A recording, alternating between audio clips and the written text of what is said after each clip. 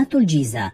هذه الأهرامات الثلاثة خوفو وخفرع ومنقرع هي من عجائب الدنيا السبعة القديمة، وهي أيضا تعتبر إنجازا معماريا يدل على عظمة مصر والفراعنة. وعند هذه الأهرامات يوجد تمثال أبي الهول. سقارة.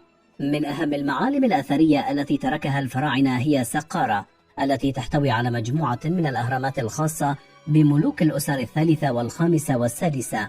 وأشهر هذه الأهرامات هو هرم سوزر المدرج، والذي يعتبر أول هرم بناه الفراعنة.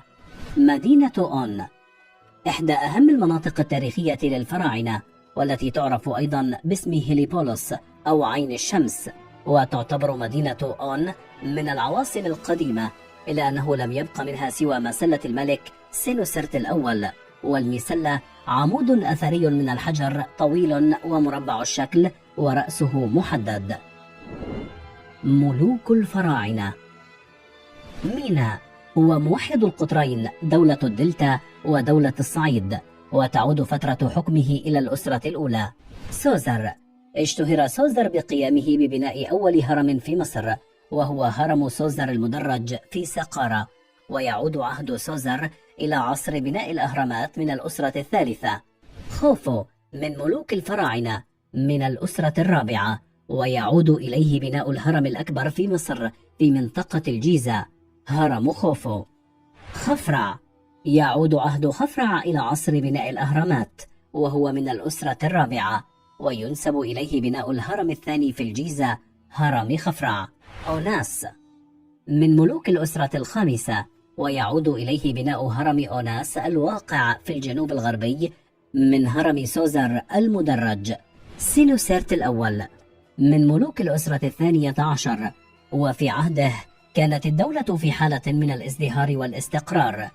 أخناتون، من الملوك الذين ازدهرت في عهدهم مصر، وحدثت فيها تغييرات دينية تمثلت في توحيد الآلهة، كما قام أخناتون بجعل تل العمارنة عاصمة للدولة بدلا من طيبة.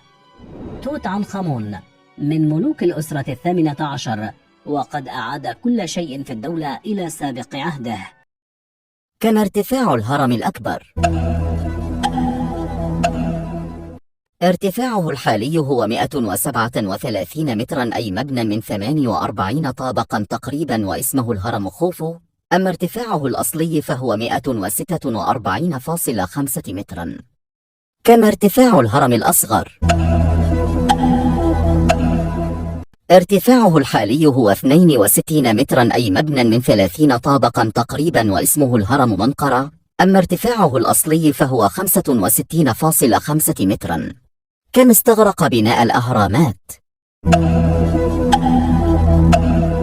استغرقت 200 عام. كم تكلفة بناء الأهرامات اليوم؟ تقدر بنحو 4 ملايين دولار.